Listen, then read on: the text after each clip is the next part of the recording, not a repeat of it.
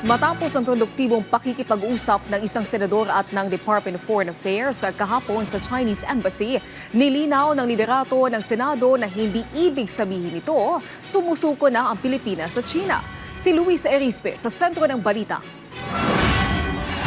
Naging produktibo ang dialogo sa pagitan ni Senate Committee on Foreign Relations Senator Erwin Tulfo at ni Chinese Ambassador Jing Quan kasama si DFA Secretary Teresa Lazaro. Ayon kay Tulfo, isa sa maganda nilang napag-usapan ang pagiging bukas ng China na pumirma sa Code of Conduct on the South China Sea at magkakaroon pa nga ng buwanang pagpupulong sa Marso kasama ang iba pang ASEAN countries para mabuo na ang Code of Conduct.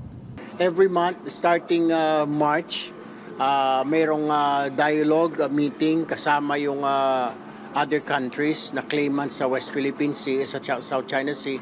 Ganon din ang China. So ongoing ito. Kaya sabi ni Secretary Lazaro, hopefully matatapos ito by December.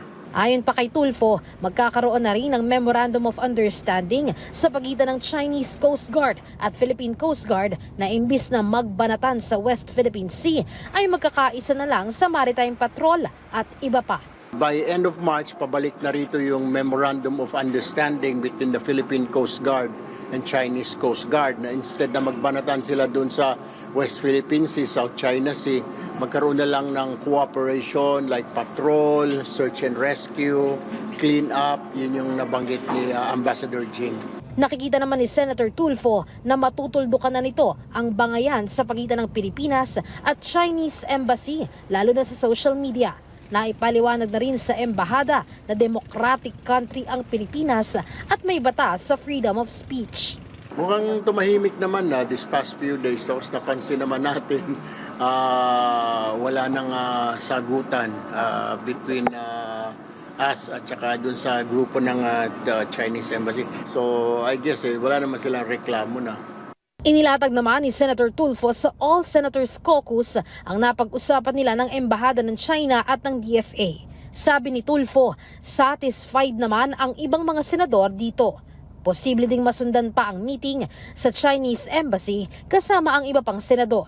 Pero ayon kay Senate President Pro Tempore Panfilo Lacson, ang pakikipag-usap sa China hindi ibig sabihin sumuko na ang Pilipinas. Iniiwasan lang na magtuloy-tuloy pa ang pasaringan sa social media.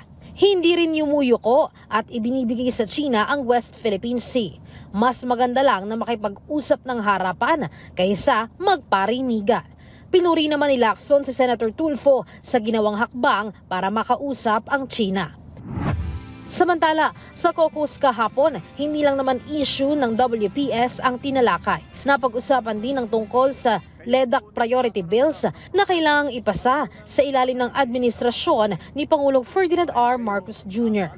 Mostly sa LEDAC, yung mga legislative na kailangan namin tapusin by June dahil nahanap na po ng Malacanang. Kagaya ko, I have 3 bills na kailangan bilisan. Yung gusto ng Pangulo, yung sa AIC, sa institutionalization, tapos yung amendment sa 4Ps, then yung sa online gambling.